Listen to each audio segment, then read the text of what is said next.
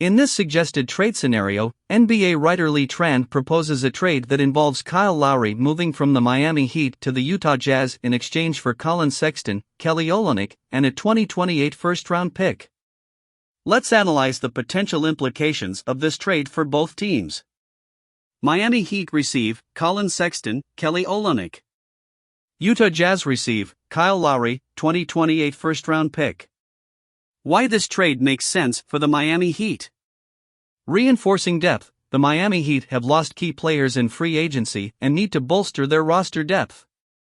Acquiring Collin Sexton provides them with a young guard who can contribute offensively and potentially become a scoring threat. Versatile big man, Kelly Olynyk's inclusion in the trade adds versatility to the Heat's frontcourt. His ability to stretch the floor as a big man aligns with the Heat style of play, and his playmaking skills can be valuable during non-Bam Adebayo minutes.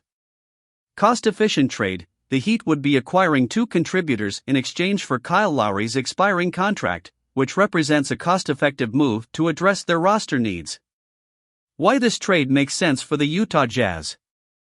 Veteran leadership, Kyle Lowry, a seasoned veteran with extensive playoff experience, could provide valuable leadership to the Jazz.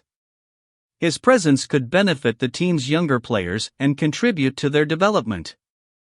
Financial flexibility, Lowry's expiring contract allows the Jazz to maintain financial flexibility. They can choose to keep him as a veteran mentor or explore options such as a buyout or trade at a later date. Future draft assets, the Jazz would acquire a 2028 first-round pick from the Heat, providing them with an additional asset for the future. This pick, likely to be in the lottery, could be instrumental in their rebuilding efforts. Considerations. Kyle Lowry's role in Utah could vary depending on his willingness to mentor younger players and the team's objectives.